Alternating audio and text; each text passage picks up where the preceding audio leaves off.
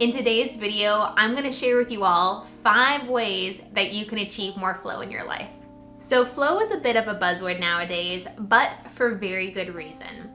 Flow is an optimal state of being that allows us to tap into our creativity, our productivity, and our highest levels of performing. Often being referred to as being in the zone, flow state is characterized by being fully immersed in the present moment in the activity or task at hand.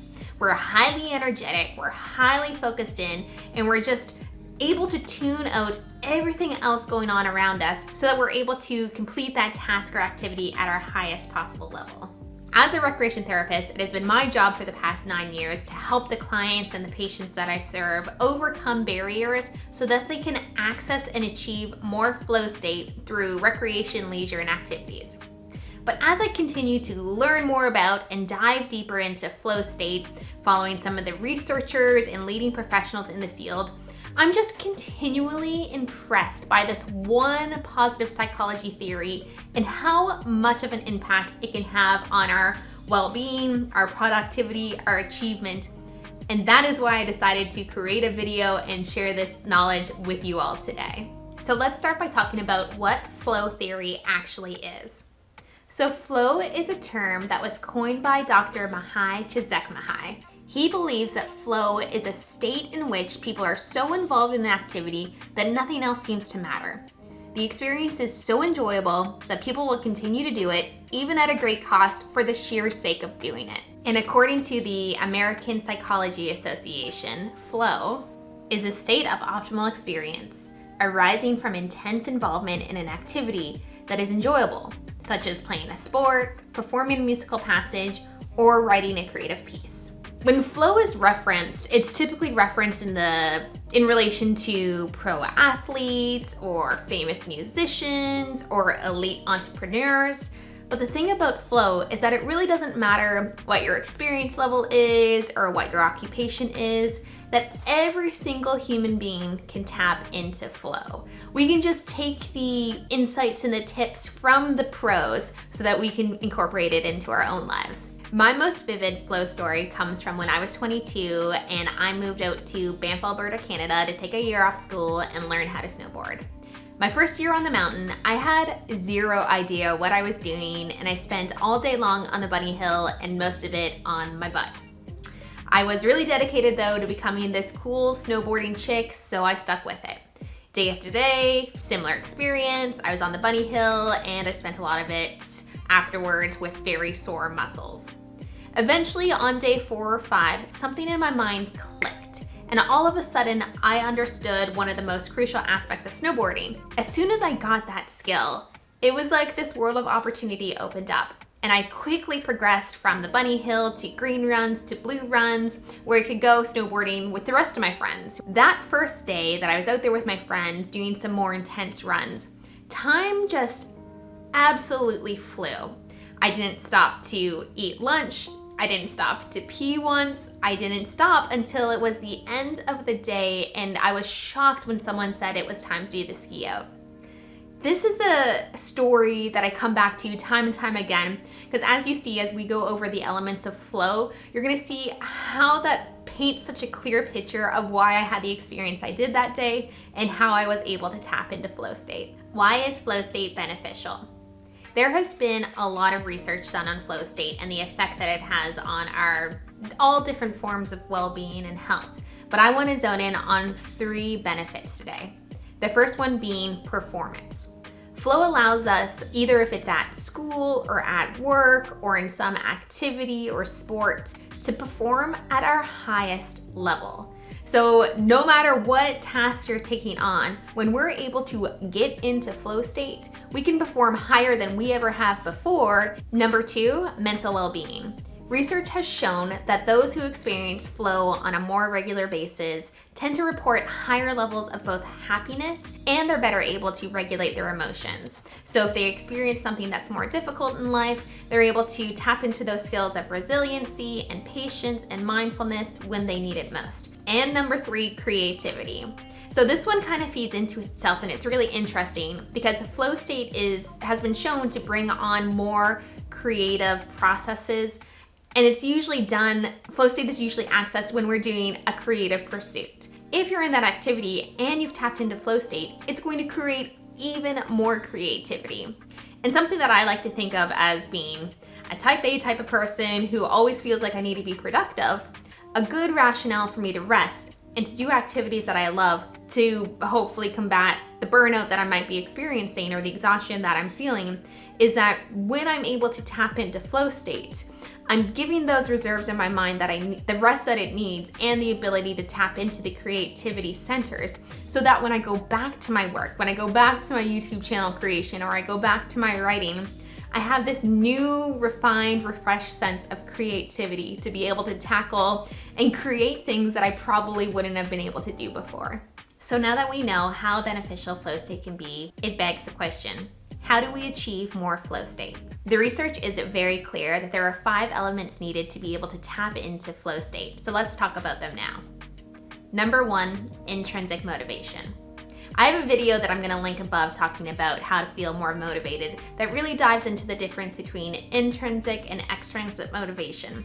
But for today's purposes, I just want you to think of intrinsic motivation as there's an internal desire in you to do that activity.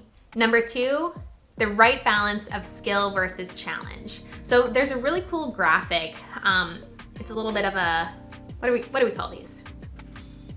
An x-axis? Anyways, there's a really cool graph, which I'm gonna put right here as I explain it, that shows skill versus challenge. So when we have an activity that our skill level is very, very low at and it's extremely challenging, we tend to experience anxiety. But if the reverse happens and we have an activity where our skill level is way too high and there's zero challenge, then we experience boredom. So what you want to do is you want to start moving up that graph in the direction of flow by making sure that there is a perfect match between the challenge level and your skill level. So going back to that snowboarding experience, you could see that I was so quickly able to tap into flow state because as my skill level was increasing, I started to increase the challenge. I went from the bunny hill to the green runs to the blue runs to eventually the black runs, which. Number 3, intense focus. So this is when all distractions, everything else going around us tends to fade away and we are purely focused on the task at hand, which can be extremely difficult to do, especially in today's ever-connected, ever-plugged-in world that we live in. Number 4, there's immediate feedback. So if you're doing an activity and you're participating in it and you have no idea how you're doing, you're gonna lose interest. Because if you don't know what you're doing or how well you're doing it, then how are you gonna know if you're succeeding, if you're actually learning, and if you're doing it right? So there needs to be some way that the activity or the task is giving you immediate feedback. And number 5, there are clear goals. So if you're playing a basketball game, obviously the clear goal here is to get more balls in the hoop than your opponent's team. If there were no rules and you didn't understand how the game was played and you were just running around with 9 other people on the court with this one orange ball that was bouncing up and down, I'm sure we would all lose interest very, very fast. But to be able to enter into a state of flow, we need to understand the rules and the goals associated with that activity. I hope you all are enjoying the video. Let me know in the comments below a time that you have experienced flow and what activity you were doing. So I like to refer to flow achievement as something called finding the sweet spot, because you need these 5 elements to overlap in the environment and the surrounding that you're in. So let me share with you now 5 ways that you can find the sweet spot. Number 1, select activities that you are motivated in doing. So just like with the intrinsic motivation, we need to feel like we have a sense of control and agency in the situation that we're in to be able to tap into flow state. So especially in your leisure time, try and make more of a conscious effort to make sure that you're internally motivated to do the activity or the task at hand. And if it's in a work or a school situation, try and find ways that you can tap into that intrinsic motivation. Tip number 2, either increase your skills or modify the challenge level. So when we're talking about this tip, I want you to remember the difference between having a growth mindset and a fixed mindset. Often when we're up against a new challenge or a task that our skill levels are quite low in, we might think that it's just something that's not natural for us, we're not gonna be able to learn the skills. But if you keep a growth mindset in this situation and your skill levels, like my snowboarding experience, are quite low, you can motivate yourself to continue on that path of developing the skills so that the challenge level can eventually go up. But in order to do that, we need to make sure that the challenge level isn't so stinking high that you don't even want to try and learn the skills. So stay on the bunny hill. Maybe take a few tasks off your to-do list. Maybe go for a run with somebody who's more your pace as opposed to your friend who's been a marathon runner her entire life.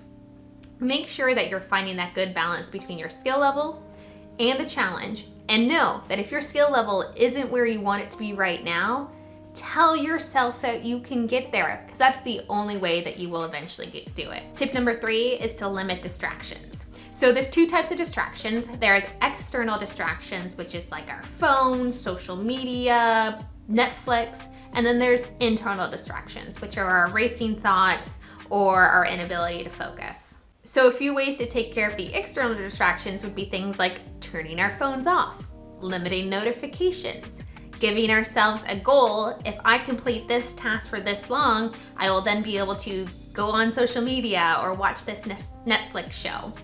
Limit the distractions that are currently around you so that you're giving your mind a fair chance to be able to tap into flow state. For the internal distractions, the racing mind, the distracting thoughts, you could practice meditation on a regular basis that trains your mind to be able to slow down those thoughts and tap into mindfulness. Or you can start a journaling practice that allows you to get those thoughts out on a regular basis so you don't feel the need to hold on to them. Tip number 4 is to have feedback systems in place. So whether that's another human being who maybe has been doing the activity or the task a little bit longer than you, maybe they're a coach or a mentor, giving you feedback along your way, or it's something that you're able to do yourself. Like you set some goals for yourself and you're able to see how far you're doing or how good you're doing with keeping up with the goals that you set. Some sort of system in place so that you're getting clear, concise, constructive feedback. And tip number 5, to set clear goals and use reflection tools. So I'm sure you guys have all heard the quote, if you don't know where you're going, surely you will get here. And this is a prime example. If I didn't know that I one day wanted to move from the bunny hill to the more progressively difficult runs, then I wouldn't have gotten there because I wouldn't have had that motivation to stay on the mountain despite all of the pain and embarrassment I was experiencing. So you need to have clear goals in the activity or the task that you're taking on so that you can stay on that path. And then you can use reflection so that number 1, when you're discouraged and you're feeling down, you can see how far you've come. And number 2, it can help you refine the process. It can help you develop those skills in a more timely manner. The best moments in our lives are not the passive, receptive, relaxing times. The best moments usually occur if a person's body or mind is stretched to its limits in a voluntary effort to accomplish something difficult and worthwhile. All right, my friends, that brings us to the end of this video. I hope that you've learned a ton about flow state. If you have any questions or any other areas of this video that you'd like to learn more about, please let me know in the comments below. And if you enjoyed the video, consider giving it a thumbs up and potentially sharing it with others who might find this content helpful, because it will help my little channel grow. Until next time, make sure to take time to take care of yourself, and I will see you all very soon. You know, interestingly, when I was doing the research for my video, they did say that coffee has been proven to increase flow state. So, cheers.